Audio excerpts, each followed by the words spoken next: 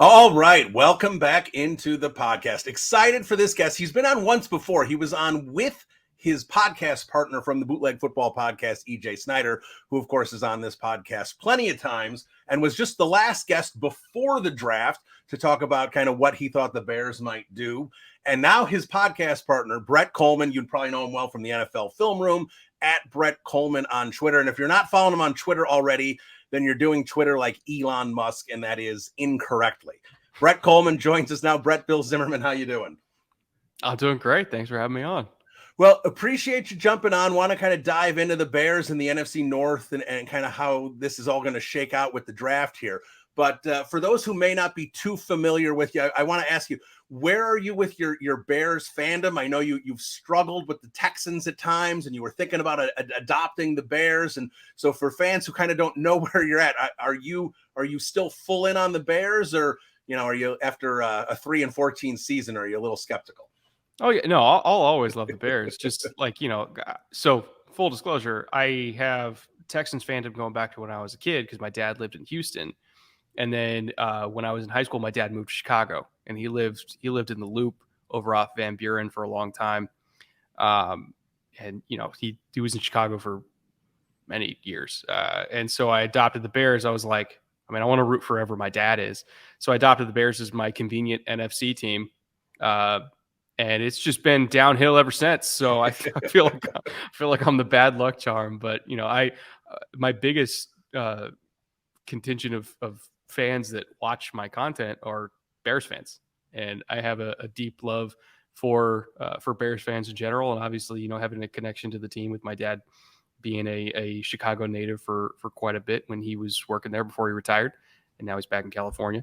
But I feel like I have enjoyed a lot of lows with the Bears.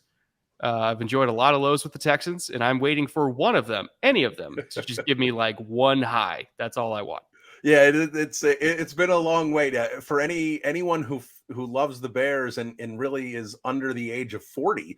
Other than a little brief couple years with Lovey, there really hasn't been, maybe 2018 with the double doink. There hasn't been too much to get too excited about with this team. Yeah. So hopefully things are changing here with Justin Fields and all, and obviously Ryan Poles has done a lot to help Justin Fields this offseason. Nate Davis, and of course in the first round, Darnell Wright. We'll get into DJ Moore and the receivers here when we get to the Tyler Scott pick. But in terms of Darnell Wright taking him 10th overall, was that a pick that you? With Broderick Jones still out there, Peter Skoronski still out there, was that a pick you liked for this Bears offensive line? Yeah, because it made sense, right? They are really prioritizing, I think, pass protection because they really couldn't get into the drop back pass game at all last year. Braxton, I feel like, performed admirably for a rookie. He definitely had some growing pains, got better as the year went on, but the interior was absolutely a problem. And I think that at times right tackle was also a problem. And so they wanted to at least shore up the right tackle position, which I think solidified, Tev is going to be a guard for them. I think we're kind of done with the whole, is he a tackle, is he a guard thing? He's going to be a guard for them. And they're really prioritizing, can we pass protect on a 5-step drop with 5 and not get Justin killed? And if there's one reason why you take Darnell Wright, it's because he can do that, and he pitched shutouts against some very good SEC edge rushers, including Will Anderson. So he's going to face guys like that every single week in the NFL. And if he can do it once, they're banking he can do it 17 times. Yeah, and that was the thing. I think a lot of people kind of jump, that you just see this kind of this, the big nasty kind of offensive line is kind of what what you get when you look at Darnell Wright, but then find out that the pass protection is really where he excels. And like you said, some of the elite edge rushers in the SEC that he did a fabulous job against. I think that's interesting. And I think that, he's a natural right tackle, and obviously that's going to help as well. But I think that is probably kind of a hint as well, the pick, in terms of maybe a bit of a philosophy shift this season for the Bears offense. The fact that obviously they were beyond run heavy in 2022, and you really want to see them kind of open up the passing game and seeing what Justin can do in the passing game if he can have time. And the other thing I like is obviously Justin's going to be naturally rolling out to the right side, and that's where Darnell's going to be to hopefully give him more space to work over there as well. So I think in terms of making that right pick, it really kind of showed a lot in terms of opening up what the Bears could do offensively, with Justin in the passing game. Yeah, and I think that if you have a foundation of a good tackle duo, you can get away with a lot. You can get away with a lot in the pass game. And also Justin himself can get away with a lot in terms of how he works in the pocket, right? Because if you have two tackles, and Braxton isn't there yet, but athletically he's so gifted that maybe he could eventually, right? But if you have two tackles that can completely erase an angle to the back of the pocket, all of a sudden that gives Justin so much more freedom where he doesn't have to stick at like an 8-yard depth. He can maybe get away with going to 9 yards, maybe 10 yards even, and just kind of sitting really, really far back in the pocket, which then helps out the interior because they got more of a runway to work with too. So that's kind of why teams prioritize tackle, is because if you have somebody who can get to the landmark and choke off that angle better than most other tackles, and of course better than the edge rushers they're lined up against, it helps out the interior guys because now the quarterback doesn't have to choke up so much and doesn't have to step up into the interior as quickly. So it's kind of a holistic approach that I totally agree with. Yeah, let me ask you one more thing about the first round pick before we move into some other things, and that's someone they did not pick, and I think a lot of Bears fans were curious if Ryan Poles would make the move to select Jalen Carter. He was sitting there at 9. Obviously, he decided to do the swap move back to 10 to take Wright. I had asked your partner EJ Snyder this before the draft if he was there at 9. I also asked Jacob Infante, who knows the draft well for Windy City Gridiron, and they both said they would have taken Carter over Wright, even with the possible question marks there. So if it was up to you, do you think Carter would have been the right move there, or do you like the idea of sticking with offensive line with Wright? My thing with Carter is, yes, the potential is sky high. He could absolutely be the best player in the draft. He has to go to the right team to do that. And so it's not, is Carter a better player? Yes, he's a better player. It's, would he have been a better player on the Bears? That's the question. And I think him in Philly is the support system he needs to reach that potential. And I'm sure, I guarantee you, in 4 years when Jalen Carter is like an all-pro, people are going to be like, oh my God, the Bears passed on him.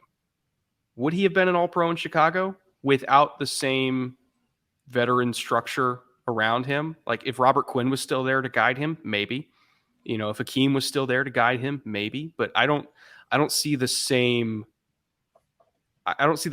veteran presence in Chicago specifically that can take Jalen Carter by the scruff and get him to be where he needs to be. There's no Calais Campbell here. Again, there's no Akeem here. There's no Fletcher Cox here. And Rob isn't there anymore either. So I think Jalen Carter on the Bears and Jalen Carter on the Eagles are two very different stories. And so I think the Darnell Wright pick was the correct one because of that. All right. Well, while we're on the defensive line, and I think that's a very fair point. Defensive line they addressed in round 2 with 2 spots. Well, Pickens was technically the first of round 3, but Zach Pickens, first pick of round 3, and Gervon Dexter in the second round. The Pickens pick hasn't gotten as much attention in the local Chicago media because they've been virtually obsessed with the Dexter pick because of the fact that when you watch tape and that tape starts circling out there, you see how slow he's getting off the ball in a lot of occasions. And that, of course, has been the talk of Chicago media is Dexter going to be able to get off the ball? They're asking Ryan Poles about it. They're talking about what the scheme was in Florida, and that's why it looks like he's slower than most. So with that kind of in mind, I know like Todd McShay said he loved the Pickens pick. He called it one of the best value picks of the draft. So with those two guys, with Dexter and Pickens, how do you think they will do across the Bears defensive front? Dexter's the better player by a lot to me. There's a reason why he went in the second round. And yeah, the whole slow off the ball thing, I understand why people are concerned because we always think of defensive line play is like, you got to be fast. You got to be fast. You got to penetrate. That's not the school of thought that every single defensive line coach has. There are defensive line techniques, and there are guys who are taught that you don't really go forward and make a move and step in the bucket until you read what the block is. Are you getting a base block? Are you getting a scoop block? Are they in a pass pro posture? Are you getting a pull key? If you fire off the ball and the center's pulling or the guard is pulling and you step in the bucket, that makes it easier for the guy next to you to back block you. But if you don't fly off the ball and you get a pull key, now you can scrape over the top and do your job as a defensive lineman. So I think people get way too obsessed with, what's the first step like? If he's coached to not really have a first step, that's not his fault. Athletically, he is very explosive. Athletically, he could have a good first step if that's what he's coached to do. So I think people, and I just want people to watch like one defensive line clinic. That's all. Like just watch one clinic and they'll understand that like coaching matters and scheme matters and techniques matter. I'm not worried about it at all. That being said, when you watch Dexter on tape, there's a defensive line technique called lock, peek, shed. And there was a particular rep against Georgia and their center where, he locks out on the Georgia center, peeks, gets the running back to kind of go the other way, sheds him, like literally tosses this grown man to the side and gets the tackle at the line of scrimmage. He does that all the time. He's like the best, other than, probably Jalen Carter and Mozzie Smith. He's the best guy in this class at doing that lock, peek, shed, of just completely dominating the offensive lineman in front of him, locking out and shedding him. And he's going to be a phenomenal run stopper just on that ability alone. First step be damned. As a pass rusher, he's still underdeveloped for sure. But athletically, I think he could get there. You look at the Pickens pick by contrast, he is a pure pass rusher. He is a pure penetrator. That is all I want him to do. 3rd and 7, fine, he can be on the field. 1st and 10, absolutely not. He cannot stop the run. He gets blown off the ball. Watch him against Arkansas and Ricky Stromberg. And Ricky Stromberg takes his lunch money, puts him in the toilet and gives him a swirly. It is ugly. It is ugly. He is a 3rd down player only for now until he learns to stop the run. He's like the bizarro Dexter. It really is. Like, he cannot be on the field on early downs or they will run him over every play. They will get 5 yards of carry in his gap every play. So I was less enthusiastic about that pick because I see him as only somebody who's like a 3rd and long player, which most downs in the NFL are not going to be 3rd and 7. So it's like, if you're getting like 8 reps a game, compared to Dexter where he's getting 35, so I don't know. I wasn't super enthusiastic about that pick. Again, he's got a lot of potential, but he can't be on the field on early downs. He just can't. And I think going back to Dexter for a second, I thought you made a good point, and this is, I think, everyone, especially when you're looking at draft, everyone's going to make mistakes. Obviously GMs are making mistakes. So guys watching tape and don't even have the full picture in terms of medicals and some stuff. Obviously, they're not doing interviews. They're going to make mistakes too. And when I was first kind of really starting to dive in the tape was, about 5-6 years ago. And I was ready to put Ryan Pace in the Hall of Fame when he drafted another Florida defensive lineman, Jonathan Bullard, because I loved that first step. I'm like, this guy's going to be in the backfield before before the ball's in the quarterback's hands. And he stuck around for a while. He's had an NFL career, but certainly not the type of guy I thought he would be. So I do think there is more to, like you said, looking at the full picture. Obviously, the athletic profile with Dexter is phenomenal. And I think that's interesting with him, kind of the way you're talking about and what he can do. Now, I know Poles talked about positional flexibility with him. Do you think he's more of a 1 tech, or do you think he can excel out at the 3 tech? I think he could do both. Honestly, I think he could do both. I would even put him if they're going in an odd fronts, I put him at 5 technique too. He's one of the rare guys that I think can kind of do whatever. Now, is he as good of a 1 tech as like Mozzie Smith? Probably not, right? He plays a little bit high, but in terms of strength and when he's just one-on-one, like, there's no center that's blocking him. Absolutely no center that's blocking him. The one thing is I just want him to play a little bit lower so he can take on ankle blocks and stuff like that at the nose spot like Mozzie does, but it's not that far off. And I think that he can grow into that. And that's where I wonder, in terms of, him playing a little high, is how much of that was trying to read and react. I think Exactly. when you Yeah. do that, you tend to get a little higher. So I am curious about that. But they did have one other pick in the second round. I want to get your thoughts on. I really like this pick. Right when they made it, I was excited because I just love the way this guy plays, and that's Tyreek Stevenson on Miami, the cornerback there. I think they're going to see if he can start week one on the outside and bump Kyler Gordon in at the nickel. I think that's going to be a smart move if he's ready to go right away. I'm not a big Kindle Vildor fan. I think, there's definitely an opening there for Stevenson to come in. What'd you think of that selection? I loved it. I thought it was amazing. And I agree. I think he's going to start day one outside, and you put Kyler in the nickel where he seems to be more comfortable. To me, I think he's more comfortable inside. And Tyreek is more comfortable outside because he gets to line up and press coverage and just beat people up. That's what he's good at. And I think that in terms of playing the ball through the catch point, other than the top two guys, which were Christian Gonzalez and Devin Witherspoon, Tyreek was the best corner in this class at never giving up. At he's in phase, ball's in the receiver's hands. Before he gets to the ground, I'm going to get it out of his hands. He never quits on a rep. He's so physical. He's so feisty.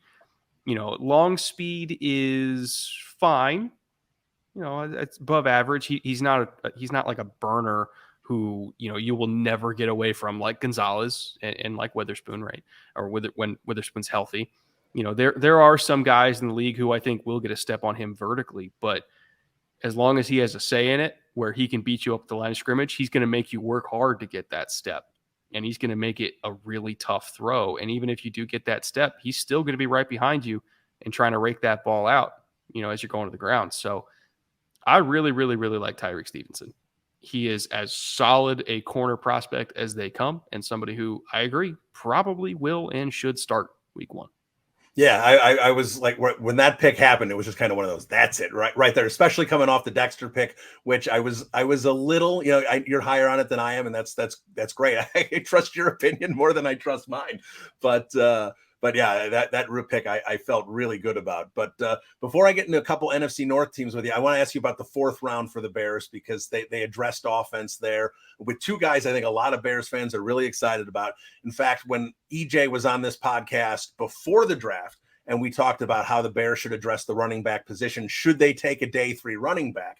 And both of us thought they should. And EJ specifically mentioned Roshan Johnson and thought he would be a phenomenal selection if he was there on a day 3. And sure enough, not only was he available on day 3, the Bears were able to trade down, pick up a 5th round pick, and still grab him. I think that's a pick a lot of Bears fans are excited about. I mean, he's how many teams would he have been RB1 on, probably 110 out of Division I teams. He's that good. He just happened to be behind Bijan.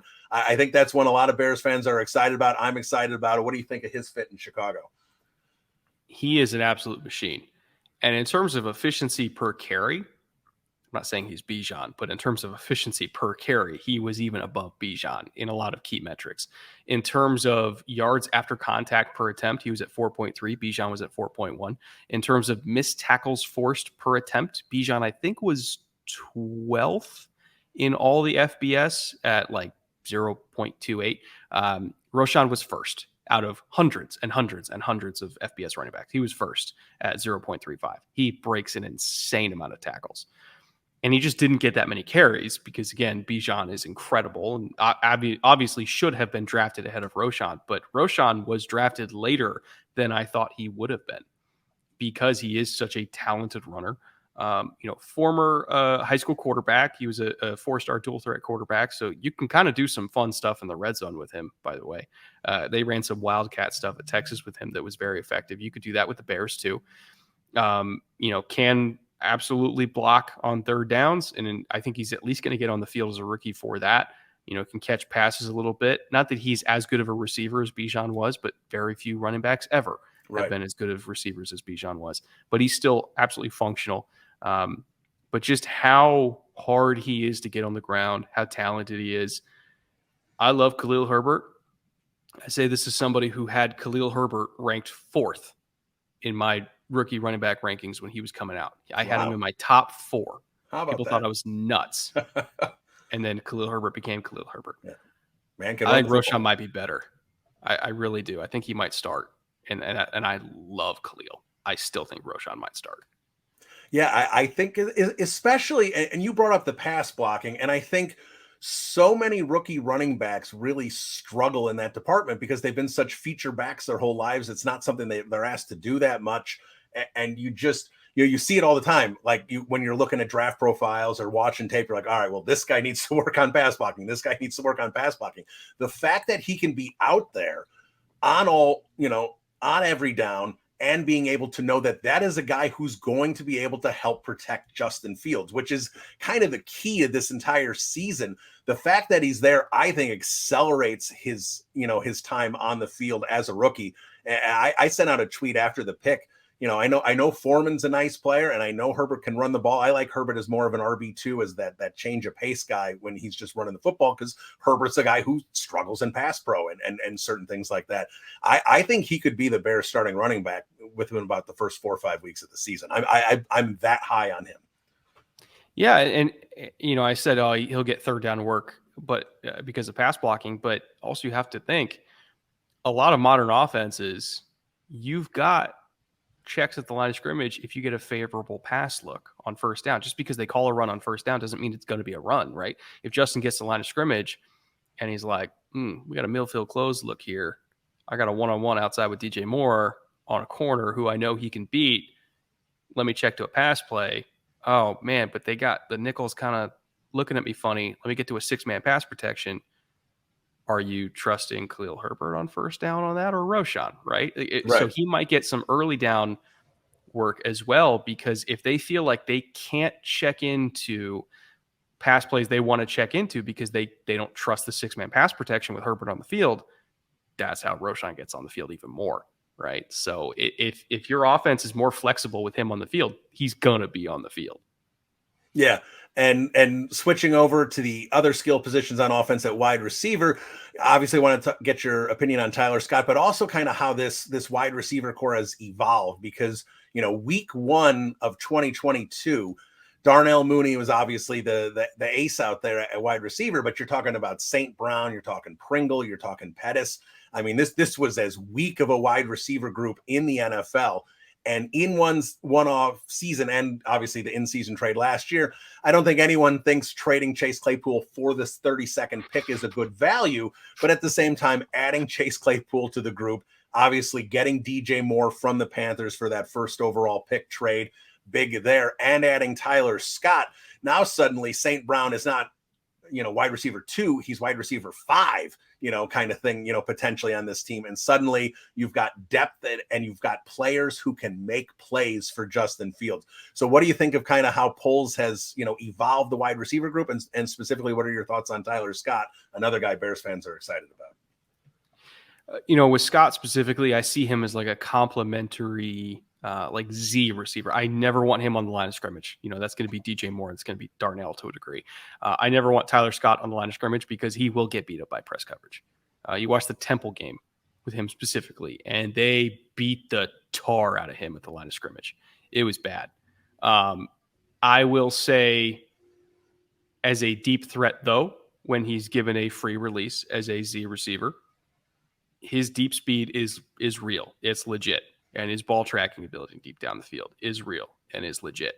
So as that guy who's going to come in and get like 2 catches, but they're both going to go for 20 yards, that's valuable, because chunk plays dramatically increase your odds of a scoring drive, Sure. right? So if he's just getting chunk plays 2 times a game, that's well worth the pick. And I think that's what he will do. I don't think he's ever going to be Mooney. And I don't think that he's definitely not going to be DJ Moore. But if he's like not Batman, not Robin, but Alfred, that I think I would absolutely see for him in that role. And overall, the fact that he doesn't have to be the wide receiver 2 is a blessing, because in past Bear seasons, he would have had to be the wide receiver 2. Right. And I don't think he can be, right? Looking at the weapons that Poles has accumulated with Moore, with obviously Darnell's been there, but out adding in Scott, adding in Roshan, they got lucky and got Khalil. Even Cole Kmet's improved. right? Like Sure. this feels like the first time in a long time that the Bears have had real weapons. And I think that it just goes to show that this is the investment that the Bears have made to try to get an accurate evaluation of Justin Fields, so that they can determine, are we paying him $200 million or not? Right. And I think that they wouldn't know if they didn't give him weapons to work with, because it wouldn't be a fair evaluation.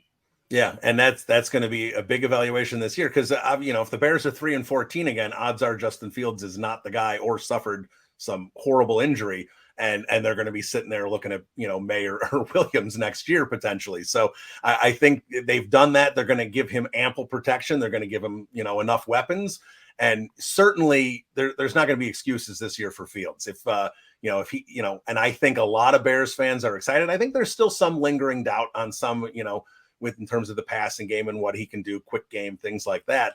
But I think, the elite deep ball, obviously the playmaking skills were on display all last season.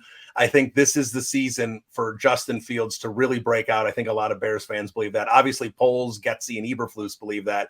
Do you think that Justin Fields is breaking out this season, if you had to guess? Oh, absolutely. Because if you look back, and so last season was perfect for the Bears, right? Because they were in games. They were entertaining, but they lost. So they still got the first overall pick. But the only reason they were even in those games was because of Justin. They had no business being in like 4 or 5 of those things that they ended up losing late. The only reason they even had a shot was Justin. Not just as a runner, but also as a thrower too. There were some dimes that he dropped deep down the field. So I'm still a big believer in his talent. Even when he was coming out, I saw it as like a 1A, 1B situation with T-Law and him. And Lawrence didn't look good as a rookie. And then he actually got a structure around him that wasn't complete crap. And it's like, oh my God, Trevor Lawrence is a good quarterback. Who knew? It's like, yeah, like it's the same thing's going to happen with Justin, right? You get him weapons, you get him protection, you get him competent offense compared to his first year. And magically, he looks like a good quarterback. I guarantee you that's going to be the narrative. Like, what changed with Justin Fields? The things around him. That's what changed. All right, before I let you go, just a couple quick thoughts on the other NFC North teams. Let's start with the Detroit Lions, who I think most people will think will probably win the division this year, and that's something we haven't said much in the last 30 years. But I like what they did Friday. A lot of people like their draft overall. I don't love what they did on Thursday because I'm a big fan of draft value. And, I kind of made the joke that, he's Brad Holmes is Sonny Weaver going running back and middle inside linebacker in round 1. But what did you think of the Lions draft overall and how much that could potentially help them this season? If you just kind of move the Brian Branch and Jahmyr Gibbs and Jack Campbell picks and just kind of reorder them and you just pretend they went in that order, it feels a lot better, right? But no, the thing that fascinated me about the Gibbs pick was they said, oh, we would have taken him at 6 if we really needed to. And I'm like, wait a minute. Bijan was at the board at 6. Right. It's like, you're telling me you would have taken him over Bijan? And they're like, yeah, we love his receiving ability. Yeah, Bijan's also a great receiver, by the way. So that was a little. I was like, "Are you lying to me?" Just to like gas up the pick, like that made 0 sense. And I get it; everybody sees prospects differently, but like we're talking about maybe the best running back prospect in how many years? Right. And you didn't have him as RB1. It's an interesting position to have to me. Yeah, I'm with you on that. That one, that was an odd quote from Holmes to say the least. But obviously, look, the Lions have a lot of skill. Gibbs is going to help that team. Obviously, they've got receivers when they're not suspended. That's a team that's going to be able to score some points, and they seem to be going on the right track. The question with them, of course, is going to be how much can Jared Goff bring them? Do you look at Hendon Hooker as an NFL QB? I mean, he's older, he's got the injury, he's got a lot going against him, but he is kind of that classic leader, that kind of classic guy you'd want a quarterback in a lot of intangibles, so to speak. So what are your thoughts on Hooker if he is the Goff replacement in a year or two? The age isn't that big of a deal to me because again, quarterbacks tend to play for a long time, right? So it's like, okay, you're getting 10 years out of him instead of 15. Like, it's still 10 years. That's if he hits, right? The thing that concerns me a little bit, not even a little bit, concerns me a lot, is I don't know how to translate the Tennessee offense to the NFL. I really don't. Um, NFL teams don't really run deep choice like that, or ever, for most of them. And they made an entire offense out of side dishes rather than entrees, and it worked because in college the hashes are super wide. You can get away with lining up a receiver 2 yards from the boundary, or in some cases 2 feet from the boundary, and you have 35 yards of lateral space between where the ball's being let go, and it's just too much grass for a DB to cover, especially at the college level, right? Not every SEC DB is amazing, and so you got all these you know, uh, future office workers guarding Jalen Hyatt with an unreasonable amount of space, who's just running deep choice all day. And you're reading half the field, and it's like, okay, let's just throw to his leverage. It's not something that can translate to the NFL. And so I don't know what to do with him, because not only is he coming off the ACL and he's got to take time to recover and all that kind of stuff, but I don't know how long it's going to take him to learn NFL verbiage and understand NFL progressions and just understand NFL offensive structure. I don't know how long it's going to take. I'm not saying he can't do it, but without being in the room with him, without being able to sit down and talk football with him and get that comfort level of like he understands an NFL offense, I just don't know what to do. And so I'm just kind of like, hey man, you guys do you. If you get him there, great. But if it was me, with the information that I have available to me, I would have probably gone a different direction. All right, let's move over to Minnesota really quick. What did you think of their draft? Because the one thing I saw post draft that was the most interesting thing to me about the Vikings is that their group of selections, none of them had good RAS scores. None of them have those athletic profiles at their positions, which is kind of, with that Viking front office, that surprised me. That's not something they were looking for. What'd you think of the Vikings draft overall? I don't want to say they were drafting for need, because I do think they got appropriate value at a lot of their picks, but you could definitely tell they had certain positions that they were not going to leave the draft without. They definitely needed corner help and receiver help. Those were the first two things they drafted. Right. Jordan Addison, I think, is going to be a great number 2 for Justin Jefferson. And I don't know if I ever thought that Addison would have been a number 1 in the NFL.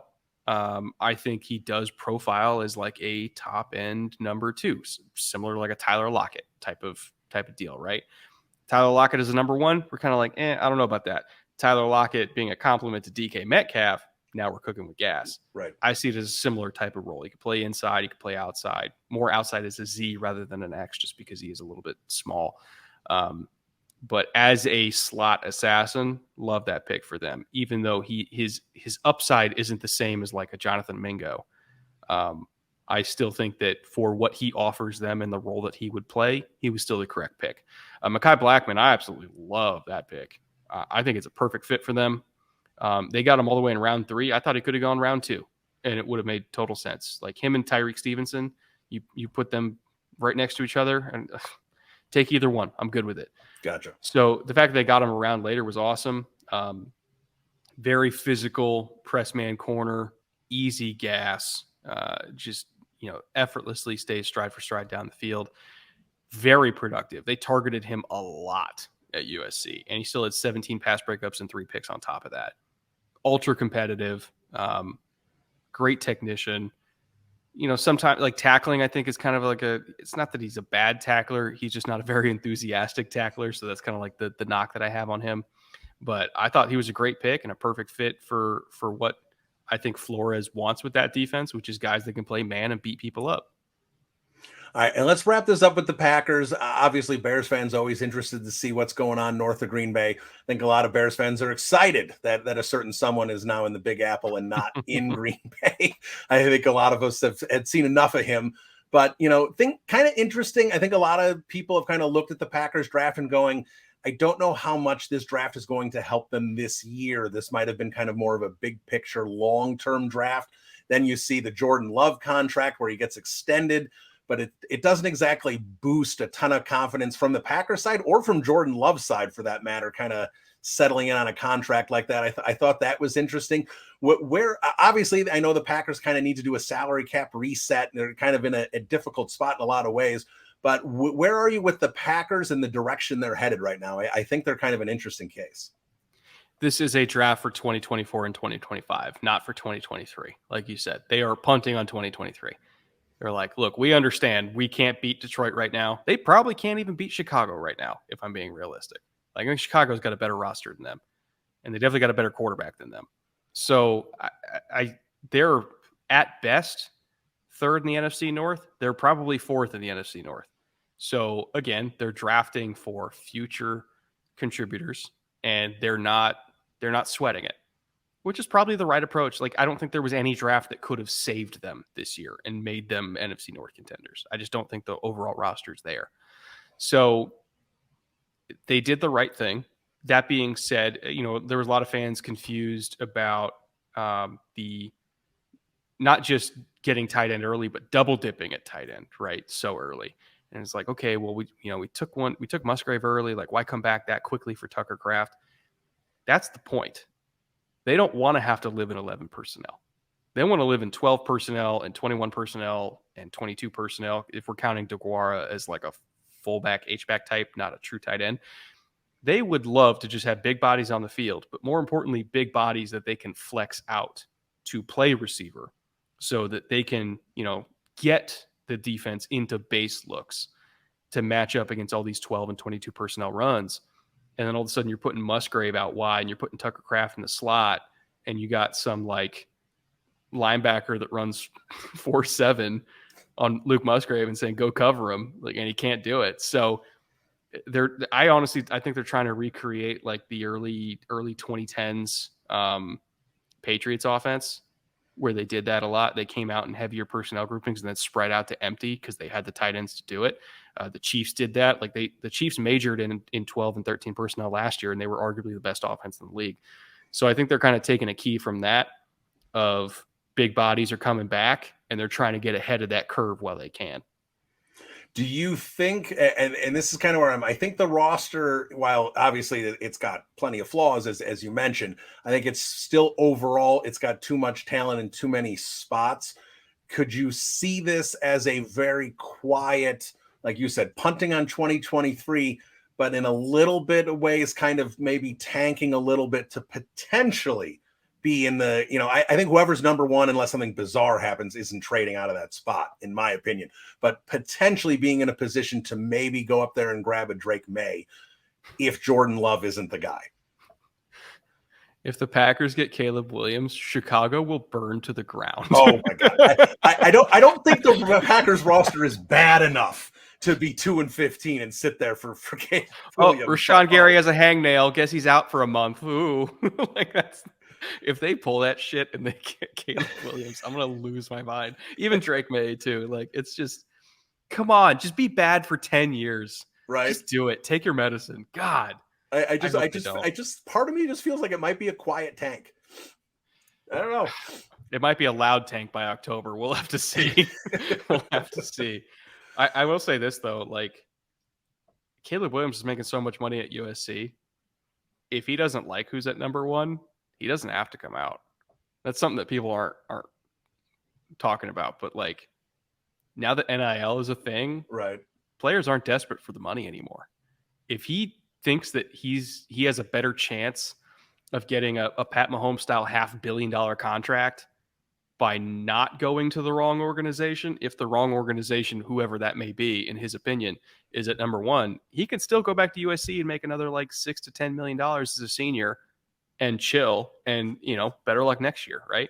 So I think the Packers would be a team that he would come out for. Yeah, that's the wrong team. That's not the wrong organization, unfortunately. It's not the wrong organization, but like, or it might be a thing of like, if the wrong team is at number one, all of a sudden the Packers are like, well, he's not going to you, so we'll trade up.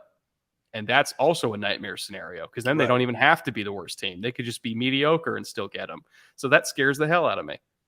Yeah, that's why, like, Jordan Love being just not awful, but not good is kind of the goal, right? Just kind of stick the Packers going 7-10 every year in NFL purgatory. Like that's 9-8, baby.